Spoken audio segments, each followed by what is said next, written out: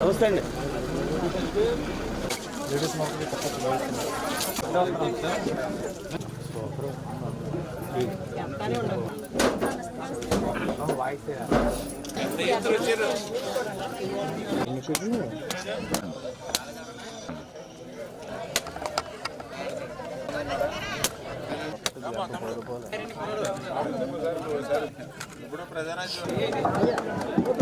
Okay, ఇలా చూడండి ఒకసారి.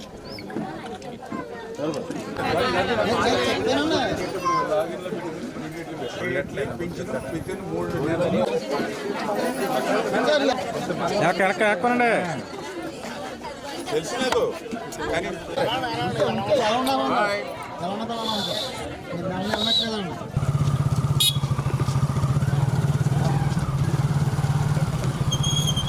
రాలేదు కాబట్టి వ్యవసాయం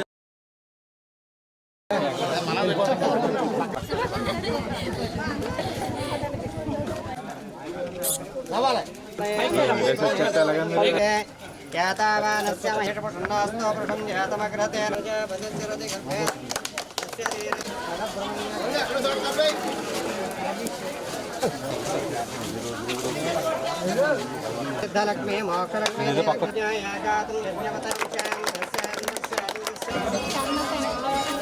వచ్చిందంటే 75 లక్షలు ఇచ్చారు.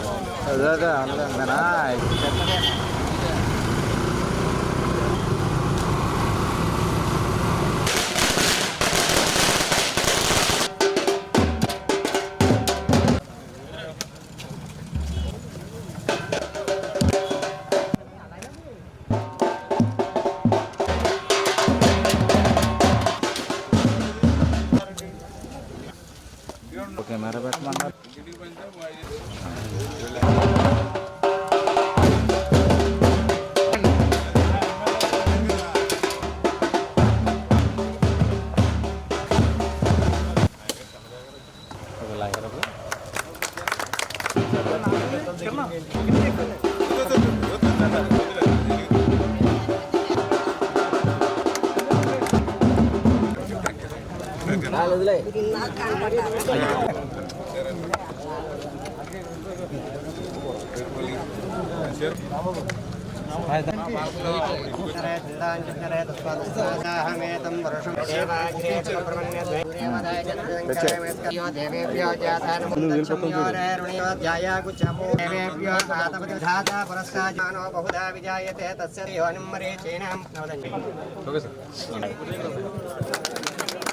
ఈరోజు ఆంధ్రప్రదేశ్ రాష్ట్రంలో విద్యుత్ ఛార్జీలు పెరగడానికి కారణకుడైనటువంటి జగన్మోహన్ రెడ్డి మళ్ళీ విద్యుత్ ఛార్జీల పెంపు మీద మరి ఈరోజు ధర్నా చేయడం అంటే తాను పెంచినటువంటి ఛార్జీలకి తానే ధర్నాను పిలువడం అంటే రివర్స్ జగన్మోహన్ రెడ్డి అనేటువంటి మాటను ఈరోజు కూడా నిలబెట్టుకునేటువంటి పరిస్థితి.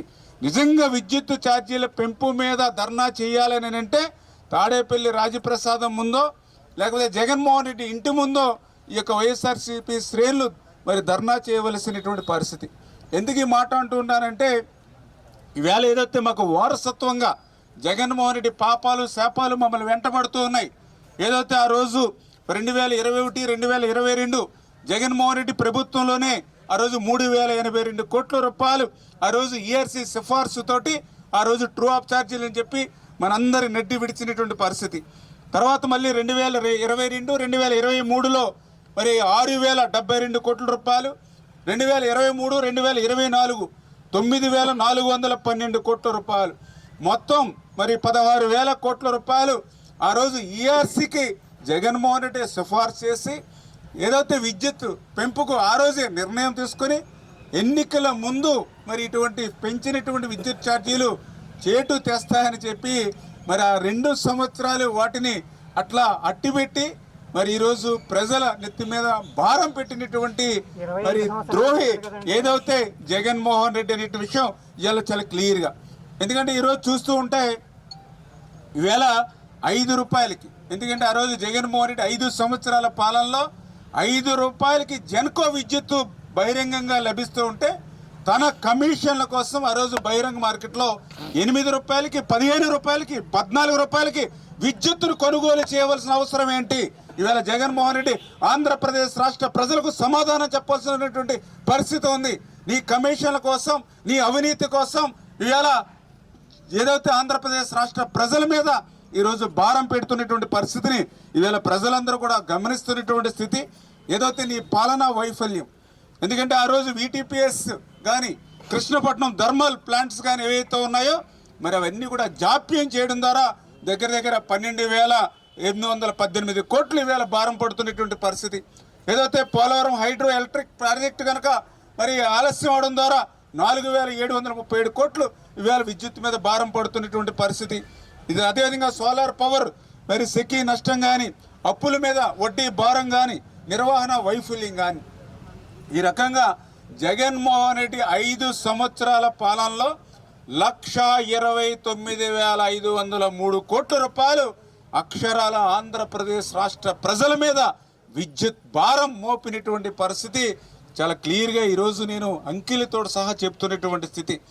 మరి ఈరోజు మరి ఈ 1,29,503 కోట్ల రూపాయలు ఇప్పుడు భారం మోపేటువంటి ప్రయత్నమే కాదు, ఆయన పరిపాలన చేసినటువంటి 5 సంవత్సరాలలో కూడా 9 సార్లు అక్షరాల 9 సార్లు కరెంటు ఛార్జీలను పెంచినటువంటి వ్యక్తి జగన్మోహన్ రెడ్డి. అంటే ఆయన అధికారంలో ముఖ్యమంత్రిగా ఉన్నప్పుడు 9 సార్లు కరెంట్ ఛార్జీలు పెంచి మళ్ళీ పోతూ పోతూ డిస్కమ్మల మీద భారం వేసి మరి ఏదైతే మరి ఈ యొక్క ERCకి సిఫార్సు చేసి మరి దగ్గర ఇంత భారం ప్రజల మీద పెట్టిన వ్యక్తికి ఈవేళ విద్యుత్ గురించి మాట్లాడేటువంటి నైతిక అర్హత హక్కు వాళ్ళకి ఎక్కడ ఉంది? ఎందుకంటే ఈవేళ తెలుగుదేశం ప్రభుత్వం చంద్రబాబు నాయుడు గారు మీ అందరికీ తెలుసు, ఆ రోజు 2014లో అధికారంలోకి వచ్చే సమయానికి ఆంధ్రప్రదేశ్ రాష్ట్రంలో పవర్ ఏ రకంగా ఉండేది? 14కి ముందు మీరందరూ మర్చిపోయారు. ఎప్పుడు కరెంట్ వస్తుందో ఎప్పుడు పోతుందో తెలియనటువంటి స్థితి. ఉదయం 6 గంటల నుంచి 11 గంటల వరకు ఒకసారి పవర్ కట్ అనేవారు, మళ్ళీ ఈవినింగ్ 5 గంటల నుంచి మళ్ళీ 9 గంటలకి మళ్ళీ పవర్ కట్ అనేవారు. ఇవి చెప్పి చేసినటువంటి పవర్ కట్, ఇవి చెప్పకుండా ఎప్పుడు వస్తుందో ఎప్పుడు పోతుందో తెలియనటువంటి స్థితిలో 14లో అధికారంలోకి వచ్చినటువంటి చంద్రబాబు నాయుడు గారు మరి విద్యుత్తును అత్యంత చాకచక్యంగా మరి ఆయన మళ్ళీ సంస్కరణలు తీసుకొచ్చి 2019లో ఆయన అధికారం దిగిపోయేటువంటి సమయానికి మళ్ళీ 20,000 మరి మిలియన్ మరి ఏదైతే వాట్స్ ఏదైతే కరెంటు మళ్ళీ ఆయన మిగులు విద్యుత్తుని 2019లో రాష్ట్రానికి అందించినటువంటి పరిస్థితి ఆనాటి మరి చంద్రబాబు నాయుడు గారు.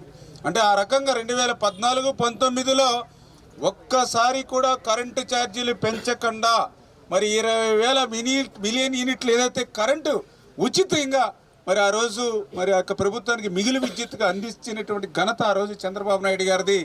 ఈరోజు వారసత్వంగా జగన్మోహన్ రెడ్డి 1,29,503 కోట్ల రూపాయలు ఈవేళ భారం ఈవేళ ఇచ్చినటువంటి పరిస్థితి. మరి ఇటువంటి స్థితి నుంచి మళ్ళీ సవాళ్ళని అధిగమించి, ఎందుకంటే ఈవేళ చంద్రబాబు నాయుడు గారు పరిపాలనా దక్షత ఉన్నటువంటి వ్యక్తి, ఆయనకి తోడుగా ఈవేళ పవన్ కళ్యాణ్ గారు, వీరిద్దరికి అండగా ఈరోజు నరేంద్ర మోడీ గారు. మరి వీరిద్దరూ కూడా ఇటువంటి ఏవైతే సవాళ్ళు ఏవైతే ఉన్నాయో మన మీద పెట్టినటువంటి పెనుభారం ఏదైతే ఉందో వీటన్నిటిని కూడా ఒక్కొక్కటి కూడా అధిగమించి రేపు భవిష్యత్తులో, ఎందుకంటే మళ్ళీ ప్రజలకి ఒక నాణ్యమైనటువంటి కరెంటు ఇచ్చేటువంటి విధంగా ఈ యొక్క తెలుగుదేశం, జనసేన, బీజేపీ కూటమి ప్రభుత్వం పనిచేస్తుందని చెప్పి మీ ద్వారా అందరికి కూడా తెలియజేసుకుంటూ ఈ యొక్క విద్యుత్ ఛార్జీల గురించి మాట్లాడేటువంటి నైతిక అర్హత వైఎస్ఆర్సీపీకి లేదనే విషయాన్ని మరొక్కసారి మీ ద్వారా తెలియజేసుకుంటూ ఉన్నాం. Thank you.